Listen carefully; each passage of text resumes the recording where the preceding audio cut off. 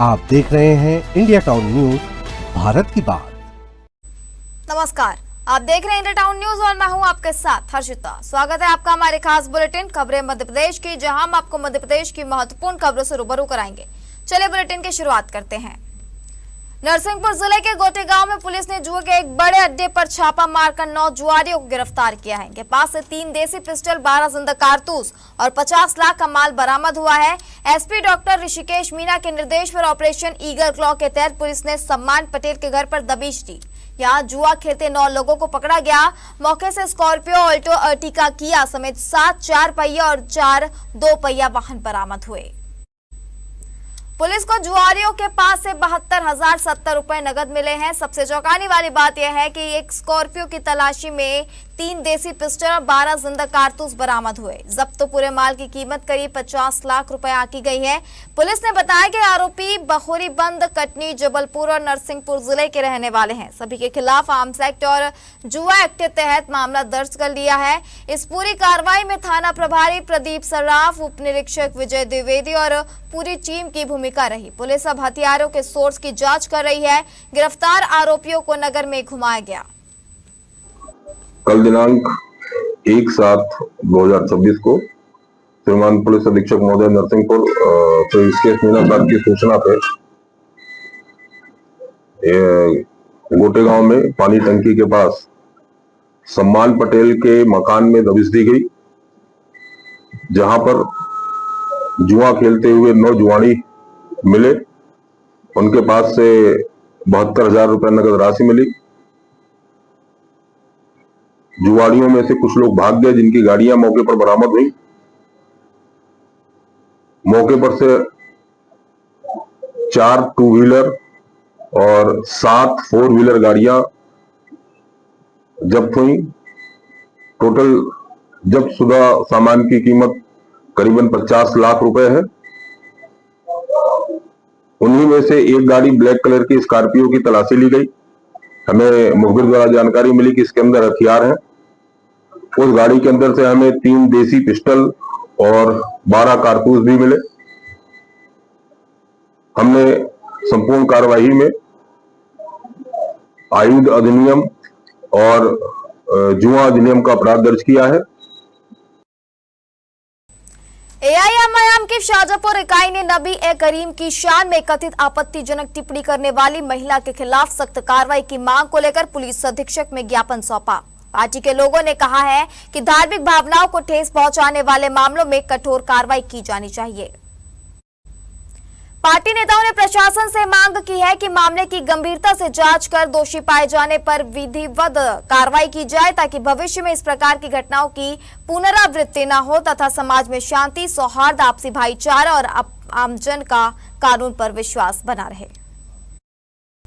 उज्जैन जिले के झाड़दा थाना क्षेत्र के हरनिया खेड़ा गांव से मानवता को शर्मसार कर देने वाला मामला सामने आया है। यहां 3 साल बाद गांव लौटे एक दंपति के साथ भीड़ ने तालिबानी अंदाज में बर्बरता की। महिला के बाल काट दिए गए, कपड़े फाड़ दिए गए और दंपति को जूतों की माला पहनाकर पूरे गांव में उनका जुलूस निकाला गया। यही नहीं, आरोपियों ने घटना का वीडियो भी बनवाया। सूचना पर पहुंची पुलिस ने 3 आरोपियों को गिरफ्तार कर लिया है, जबकि 8 आरोपी अभी भी फरार हैं।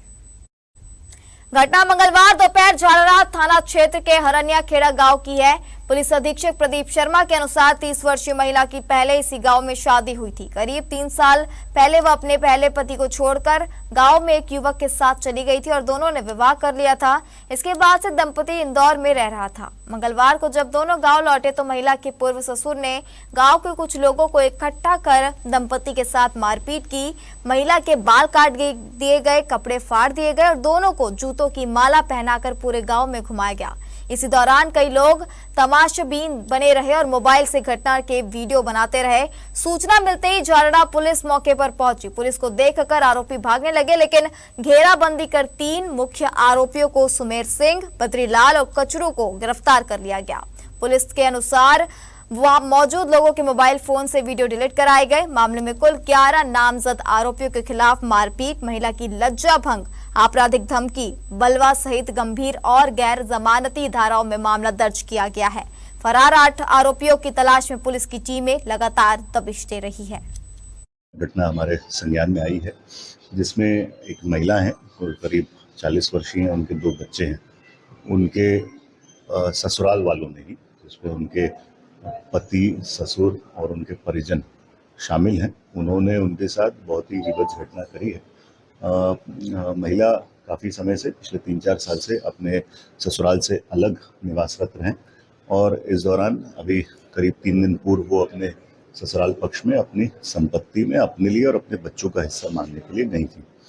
और क्योंकि वो काफ़ी समय से अपने परिवार से ससुराल पक्ष से अलग रह रही हैं, इसी बात से परिवार रुष्ट है और क्योंकि उनने अपनी संपत्ति में हिस्सा मांगा तो उनके द्वारा एक बहुत ही निंदनीय कृत्य किया गया। उसके साथ उसकी लज्जा भी भंग की गई और उनको जूतों की माला भी पहनाई गई। उसमें 11 आरोपियों के विरुद्ध, जो उनके ससुर, पति और ससुराल पक्ष के लोग हैं, उनके विरुद्ध नामजद FIR ऑलरेडी दर्ज कर ली गई है। महिला ने जब 112 को सूचना मिली, उसी समय पुलिस पहुंची, महिला को रेस्क्यू किया और 3 जो मुख्य आरोपी हैं, जिसमें उसके ससुर और ससुराल वाले शामिल हैं, उनको गिरफ्तार किया गया। धार जिले के आहू ओसरा धामंदा मार्ग पर प्रधानमंत्री ग्राम सड़क योजना के तहत पुलिया का निर्माण कार्य पिछले लगभग 3 माह से चल रहा है। कार्य की धीमी गति के बीच ठेकेदार द्वारा बनाया गया वैकल्पिक मार्ग पहले ही बारिश में क्षतिग्रस्त हो गया है, जिससे लोगों की परेशानी बढ़ गई है। स्थानीय लोगों के अनुसार वैकल्पिक मार्ग का निर्माण गुणवत्ता के साथ नहीं किया गया। मार्ग पर पानी की निकासी के लिए सीमेंट पाइप नहीं डाले गए, केवल बड़ी गिट्टी और मूरम डालकर छोड़ दिया गया। मार्ग को रोलर से भी ठीक तरह से दबाया नहीं गया। परिणाम स्वरूप पहली बारिश में पानी के तेज बहाव से गिट्टी बह गई और वैकल्पिक मार्ग कई स्थानों पर कट गया। इस मार्ग से गुजरना जोखिम भरा हो गया है। स्कूल बसों, कारों और 2 पहिया वाहनों के चालकों को भारी परेशानी हो रही है। फिसलन और खराब रास्ते के कारण कई 2 पहिया वाहन चालक गिरकर चोटिल हो चुके हैं। यह मार्ग 12 गांव को जिला मुख्यालय धार से जोड़ने वाला प्रमुख मार्ग है। वैकल्पिक मार्ग की खराब स्थिति के कारण किसानों, विद्यार्थियों और ग्रामीणों को बड़ी कठिनाई हो रही है। हमने क्या, इन्होंने आज दिन तक ऐसे पत्थर डाल रखे, वैसे भी गाड़ी बिना पानी गिरे भी यहाँ परेशानी थी, मगर अब तो पानी गिर गया, पूरा रोड कट गया, कोई ध्यान ही नहीं दे रहा हमको रोज खेत पे जाना। आपका किस साधन से आए आप? मैं कार लेके आया गाड़ी। अच्छा, तो आपकी कार निकल जाएगी क्या यहाँ? अरे नहीं निकलेगी। अब आप क्या करोगे यहाँ पे? अब क्या करें, अब यहाँ देख रहे हैं, अब क्या करें बताओ। रास्ता खराब है, गाँव वालों को बहुत तकलीफ है, ज़्यादा निकलना चाहिए। और स्कूल वाले बच्चे हैं, मास्टर हैं, स्टाफ है, अदर स्टाफ, इतने गाँव को जोड़ता रास्ता ही करवाना चाहिए। खंडवा में रामेश्वर रोड स्थित हजरत सैयद शाह मंसूर रहमतुल्लाह अलैह के आस्थाने पर याद हुसैन के मौके पर आम लंगर का आयोजन किया गया। इस दौरान एक ऐसा दृश्य सामने आया जिसकी चर्चा पूरी क्षेत्र में हो रही है। लोगों का कहना है कि दरगाह अचानक हिलने लगी, बात तेजी से फैली और दरगाह पर भारी भीड़ उमड़ पड़ी। ये वाकया हकीकत में कारमात है या फिर नजरों का धोखा, इसकी पुष्टि इंडिया टाउन न्यूज चैनल नहीं करता। खंडवा के इमलीपुरा स्थित अक्सा मस्जिद के समीप हजरत सैयद शाह मंसूर रहमतुल्लाह और अलैह बाबा के आस्थाने पर याद हुसैन कार्यक्रम और आम लंगर का आयोजन किया गया था। वहां मौजूद लोगों का दावा है इसी दौरान दरगाह हिलने लगी। यह दृश्य देखने के लिए अकीदतमंदों की भारी भीड़ उमड़ पड़ी। लोग इसे बाबा की कारमात बताते हुए दुआ और इबादत में मशगूल हो गए। मौके पर मौजूद लोगों का कहना है कि यह सिलसिला करीब 2 घंटे से ज्यादा समय तक चलता रहा। फिलहाल इस मंजर की चर्चा पूरे इलाके में हो रही है और बड़ी संख्या में लोग आस्थाने पर पहुंचकर जियारत कर रहे हैं। अस्सलामु अलैकुम रहमतुल्लाह बरकातहू।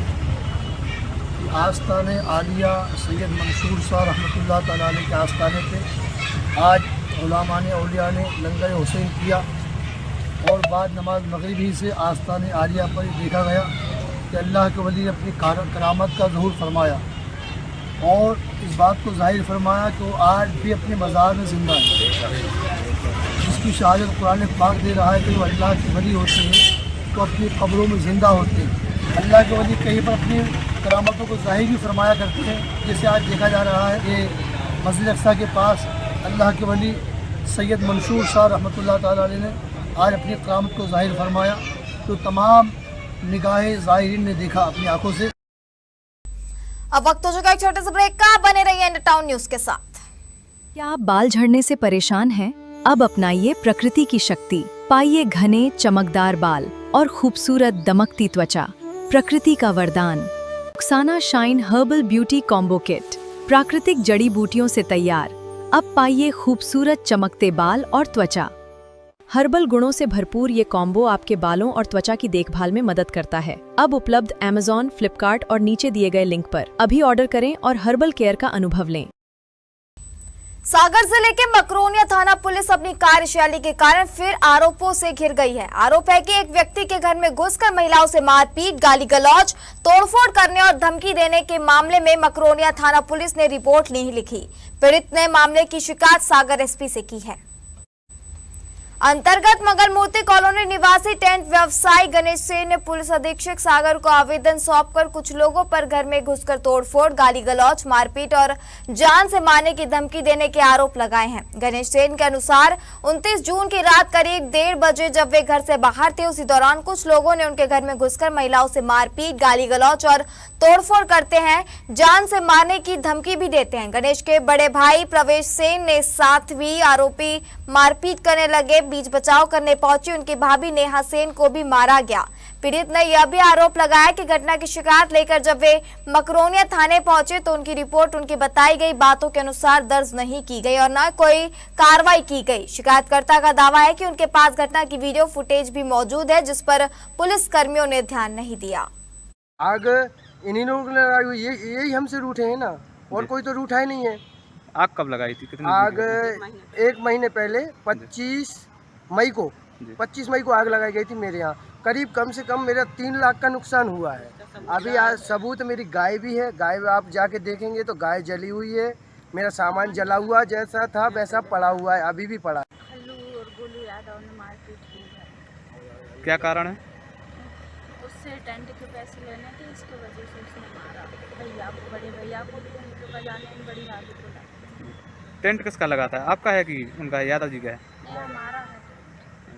कब लगा था टेंट? एक साल पहले। 1 साल पहले लगा था। हाँ, 1 लाख रुपए लेना है। 1 लाख में से उसने 30,000 दिए। ठीक है। ये विवाद के पैसे मांगने को लेकर है? हाँ।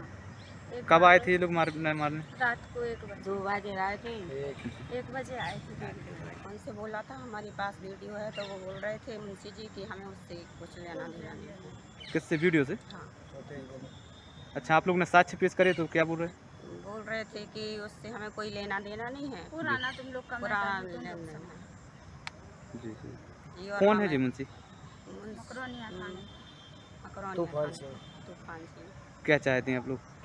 हम लोग नहीं आए चाहते, उसको बंद करवाओ। हल्लू यादव और गोलू यादव ने मारपीट की है। सलामत नगर के खरगोन रोड टोडीपुरा क्षेत्र स्थित शासकीय मिडिल स्कूल कैंपस को बदमाशों ने अपनी अय्याशी का अड्डा बना लिया है। रात में यहां जुआ और शराब की महफिल सजती है। आलम यह है कि बदमाशों ने स्कूल के 4 सीटर यूरिनल की दीवार तक को तोड़ दिया है। बदमाशों यूरिनल में लगी वेंटिलेशन जाली को निकालने का प्रयास किया था। स्कूल के कमरों की छत सीमेंट शीट वाली है और अधिकांश जगहों से टूट चुकी है। टूटे रहे कमरों में विद्यार्थी पढ़ते हैं। प्रधान अध्यापिका दीपिका यादव बताती हैं कि क्षेत्र के बदमाशों से हम परेशान हैं। यूरिनल की दीवार तोड़ दी गई है और छत पर पत्थर फेंकते हैं, जिससे छत टूट रही है। स्कूल में लगभग 150 बच्चे पढ़ते हैं। टोडीपुरा क्षेत्र में मजदूर वर्ग के लोग रहते हैं। यहाँ का असामाजिक तत्वों ने स्कूल की बाउंड्री वॉल को तोड़कर बड़ा रास्ता बना लिया है। रात में यहाँ बदमाशों की महफिलें सजती हैं। शराब जुए का दौर चलता है। पुलिस थाने में कई बार मामले शिकायत की गई है, मगर कोई कार्रवाई नहीं हुई। इस दौरान हायर सेकेंडरी स्कूल के प्राचार्य धर्मेंद्र कछवाही भी मौजूद थे। ये स्कूल का जो बिल्डिंग है बहुत पुराना है एक तो, और आए दिन यहाँ पर असामाजिक तत्वों के द्वारा तोड़फोड़ की जाती है। यहाँ पे जो छत है एस्बेस्टॉस की, जो बहुत पुरानी है, और बाहर के असामाजिक तत्व आकर इसके ऊपर चढ़ते हैं, इसको तोड़फोड़ करते हैं, जिसको रिपेयर कराना, मतलब हम बार बार रिपेयर करा भी चुके हैं, लेकिन उसको बार बार रिपेयर कराना हमारे लिए असंभव है। और अभी हाल ही में हमारे यहाँ सर्व शिक्षा अभियान के अंतर्गत शौचालय, बालक शौचालय का निर्माण अभी 1-1.5 साल पहले ही किया गया था। तो अज्ञात व्यक्तियों के द्वारा उसको पीछे से दीवार उसकी पूरी तरह से तोड़ दी गई है।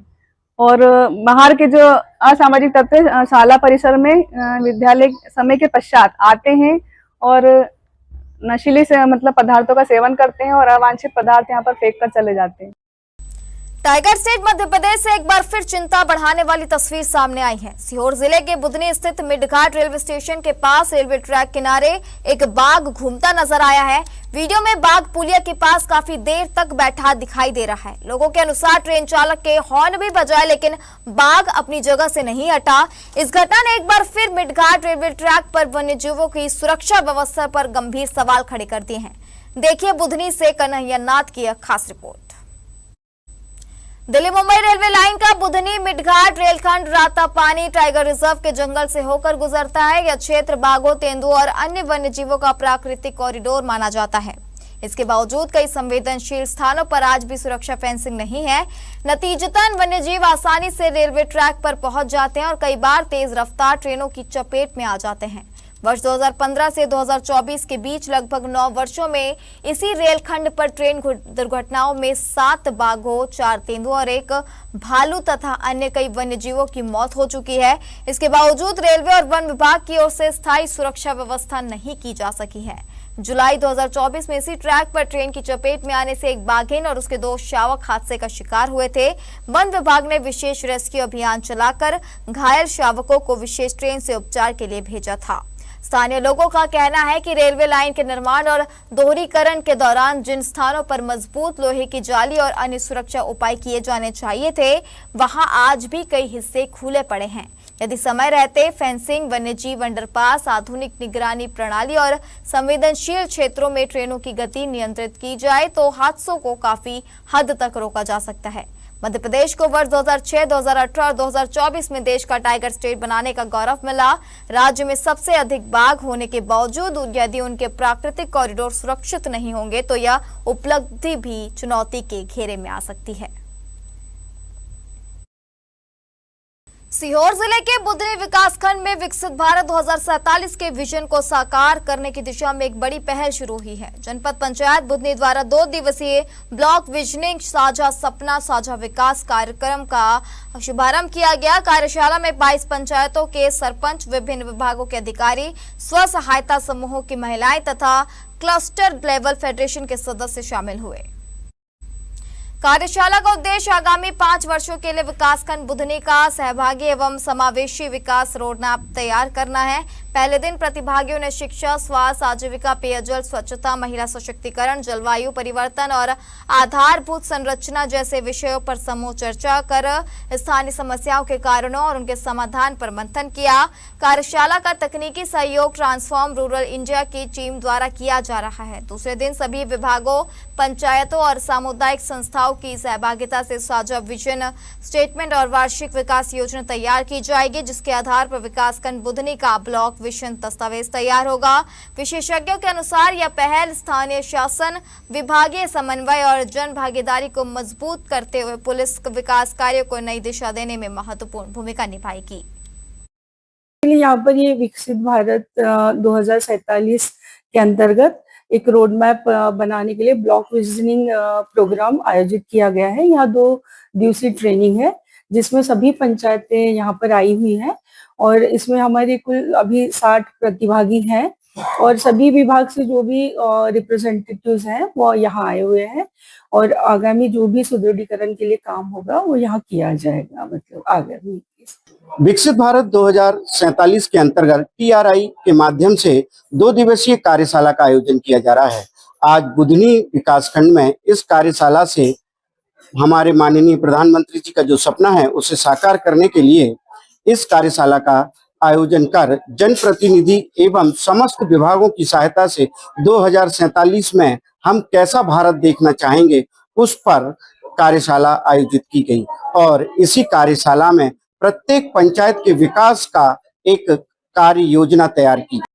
हमारे खास बुलेटिन खबरें मध्य प्रदेश की में फिलहाल इतना ही। आप बने रहिए इंडिया टाउन न्यूज के साथ। नमस्कार। आप देख रहे हैं इंडिया टाउन न्यूज, भारत की बात।